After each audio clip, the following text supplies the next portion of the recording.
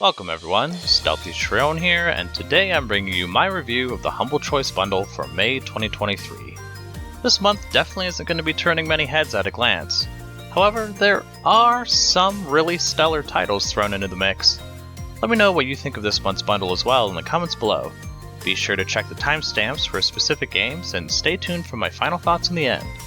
Okay, let's get to the review. To start off this review, we have The Invisible Hand, which is a game about being a stock analyst. I felt it had a realistic simulation, albeit probably a lot more simplified than in real life, but also still felt too technical to me. I'll say straight up that this game was not for me since I don't follow stocks at all besides reading big headlines. The game has you buying and selling while watching the market for trends. In addition, you have to tread the line when taking insider tips, which could net you a ton of money, but also might raise suspicion of the authorities. There's a story here that seemed to act as a tutorial on how to play the game. There's an endless mode as well, where the simulation is probably more apparent, but I didn't try it. This one is really odd. I feel the niche for this type of game is probably incredibly small, although at the same time, perhaps there's some educational value here as well in learning the basics of stock trading, but don't quote me on that. This might be a good game, but I know that I won't be returning to it. Behind the Frame is a point-and-click game that comes with some light puzzle solving.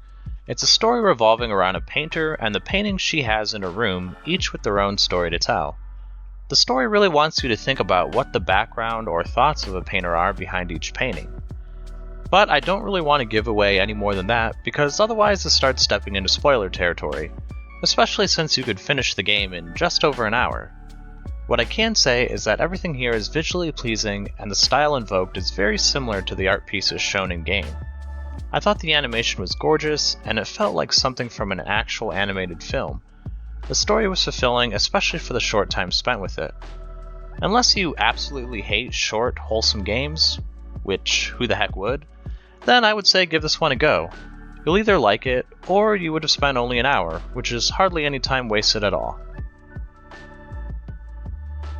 The next game is Building Simulator, which is a building simulator.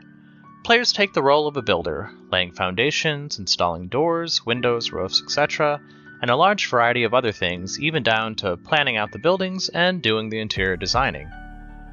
Playing this game, I was reminded of House Flipper, which was a similar game we received in Humble Choice a good while back now. I haven't played any more of that since I last received it in Choice, but I do feel that was the better experience. In this game, you have what you might expect from a title like Building Simulator. As mentioned, you basically can build a house from the ground up. Each of the contracts seem to serve as an extension to the tutorials. I didn't do the tutorials though, because I thought with as many of them as there were, I would be stuck just doing the tutorial for the hour of play. I think what I didn't like about the contracts is that none of them seem to be connected to some overall persistent mode like in House Flipper. That aside, it seems like there's a lot here for people who like to design buildings. The architecture side of things, and the interior design. The visuals are beautiful as well, so I imagine that adds a bit to the immersion of the game. I'm not sure I'd be coming back to this one, even as relaxing as I think this type of game can be. Instead, I think I'd probably be playing some of the other simulator games I've gotten from Choice over the months, years, before this one. Windjammers 2 feels like a blast from the past with its excellent arcade presentation for what is essentially frisbee tennis. Each of the characters and their associated animations, along with the stages, are all beautifully drawn with a nostalgic take on fighting games from the 90s. Although, you're not fighting in the traditional sense here. After selecting one of several characters, you're thrown into a court. These courts can have different placements of objects for the frisbee to bounce off of, and various point values to goal areas. And each character has their own stats for speed, power, as well as their own special move. You win each match by beating 2 out of the 3 sets. If you lose, then you get a couple continues before it's game over and you'll need to start from the beginning. The game was incredibly difficult for me. I even pushed the difficulty down to easy and I still wasn't having much luck. I think when I finally switched to the fastest character, I was starting to get things. The game has a multiplayer mode for local and online play, but I can't see myself playing this with anyone online. Given the game's relative obscurity, I'd assume the only ones playing online are people who are insanely good at the game. However, I could see this being fun with a friend if I knew anyone who'd actually want to play this game. I might give this some more time, especially since matches are so fast, but I don't think I'd be giving it the time it would require to actually be decent at it. Operation Tango is a cooperative game where you and one other team up to take on spy missions. One person plays as a hacker and the other as a field agent, and both must work together to complete the missions and ensure each one can succeed in their individual tasks. When I first saw that it was co-op only with required voice chat, I wasn't sure about this, thinking I'd have to team up with a random person. Upon finding out what kind of game this was, though, I realized it was very similar to another game my wife and I played called We Were Here. As another plus, you don't actually need to use the required voice chat, which for us wasn't necessary since we're in the same room. Anyway, this game is great. You really do need to work together and feed each other information in order to get through each task. Also, it may sound like the field agent is the one that would be more exciting, but my wife and I both thought that both roles had an equal amount of action despite their titles.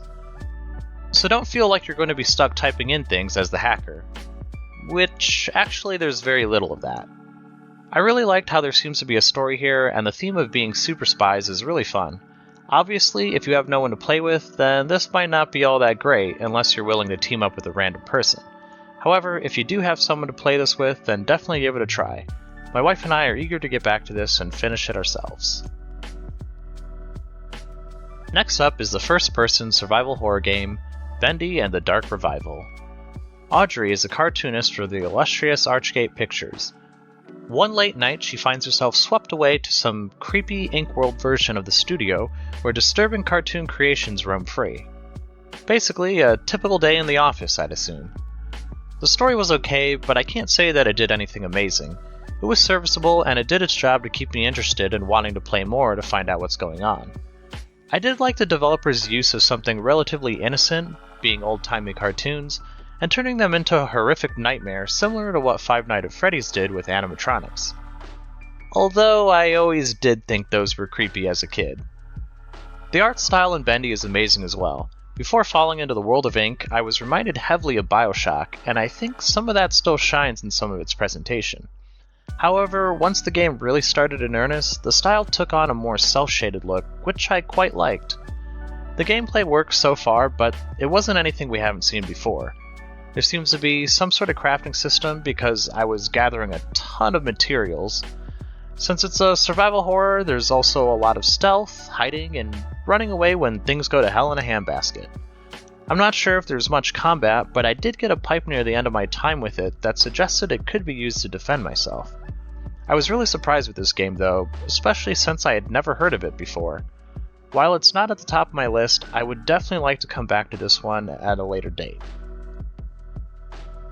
Coming up in the penultimate spot is Spiritfarer Farewell Edition. This game I'm so happy to get because it's been on my wish list for ages now. This is a management game that I would say is something like Stardew Valley, but at the same time not really. There's resource gathering, relationships that need to be maintained, building upgrades, and a very charming and cozy atmosphere. So maybe it is very similar. However, here players step into the shoes of Stella, the new Spiritfarer, and it's her job to help spirits transition to the afterlife by completing tasks for them. She travels around the land of presumably some sort of in-between realm on a ship taking on new spirits to help them pass on. Along the way, she'll need to collect resources to expand her ship, feed the passengers, and ultimately do her duty of spiritfaring. Despite the somber theme, Spiritfarer is very relaxing and pleasant. Once again, we have another stellar game this month in the visuals department with really well done, hand-drawn art and animations. The music is calming, and the whole atmosphere oozes with personality and coziness. Honestly, when Stella went to sleep for the night, it also made me want to curl right up into bed myself.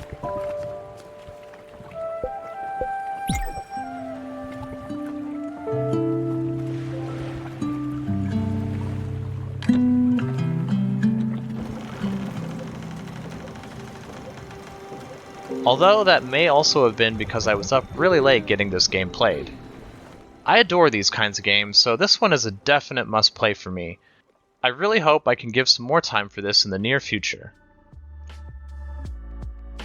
Our final game of the bundle is Warhammer 40k Chaos Gate Daemonhunters, a turn-based tactical strategy game set in the sci-fi fantasy universe of Warhammer 40k. After a quick tutorial, you find yourself as the commander leading the elite Grey Knights, which, as I understood it, are space marines who are tasked with fighting the evil forces of chaos. Several cutscenes later, an Inquisitor commandeers your ship in order to tackle a growing plague, known as the Bloom. To those who enjoy XCOM, then you'll more than likely find enjoyment with Chaos Gate.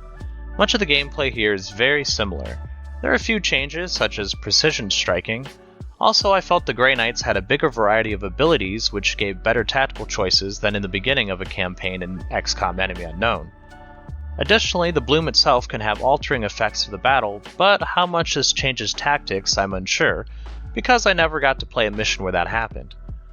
On the strategic layer, you'll have to manage resources, upgrade your ship, conduct research, and tackle areas that you see fit to defend. However, like in XCOM, you won't be able to put out all the fires, so players will have to choose carefully. I definitely would love to come back to this game. The presentation was excellent, and I think it mimics the standing formula XCOM created.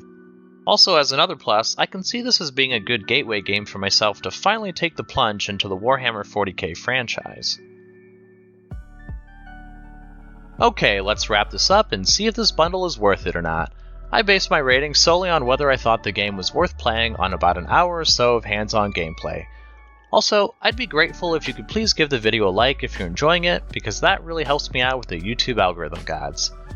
Overall, this month was pretty decent. I have a feeling that won't be the popular opinion, but I genuinely liked most of what I played here. I don't think I'd be going back at the end of the year saying this is the best month of 2023, but it wasn't bad. It definitely helps that one of the games this month was one I've wanted for a long while, but there were a couple others that also rose to the top in my opinion. So without further ado, let's get to the recommendations. Starting with the must-plays for the month, well, I'm definitely putting Spiritfarer here, but I'm also going to put Operation Tango in this spot as well. Spiritfarer is such a charming game. I love the relaxing vibes it gives off, and the beautiful art is a huge plus in my book. Operation Tango is probably the odd one out for a lot of people, but my wife and I enjoyed playing this. I really appreciate games that are built with co-op in mind, and I love that it gave a free pass for the friend that doesn't own it, similar to another great co-op title, It Takes Two. Taking one step down to the strong recommendations, we have Warhammer 40k Chaos Gate Daemonhunters, Bendy and the Dark Revival, Windjammers 2, and Behind the Frame The Finest Scenery. While Chaos Gate is heavily derivative from XCOM, I don't necessarily see this as a bad thing. It's a formula that seems to work, and I think they do a good job of it here, at least in the time I played with it, just with the Warhammer 40k paint job. Bendy and the Dark Revival has an excellent presentation from a small indie studio, and gives a different theme and setting than your standard horror tropes. While I suck at Windjammers 2, I couldn't not place it here because it also nailed its theme and presentation. This feels like a game that would have been played on an arcade machine back in the day, but luckily there aren't any real quarters involved since it's a hard game to master. Finally, Behind the Frame is another beautifully done game with a feel-good vibe.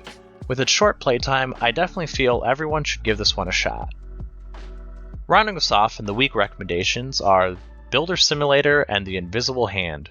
Builder Simulator seems like it might be a solid game, but I felt the gameplay was a bit rough in comparison to what I remembered from House Flipper, another title given through Humble Choice. The Invisible Hand is a game about managing stocks, and that sounds really dry to me, but at the same time I appreciated their attempt to make something like stock trading fun. It escapes the Don't Bother With section because I genuinely think the game is good, but it's just not for me. And that wraps up my thoughts on this month's bundle. I like this month quite a bit, but I don't think that will be what many others think. Do you agree with my thoughts? What games, if any, are you looking forward to playing? Let me know what your thoughts are, or if there are any different recommendations you'd make in the comments below. I hope this video helped you in some small way, and if it did, then please consider leaving a like, comment, subscribe, or whatever it is you feel like doing. Thanks for watching, and have a nice day.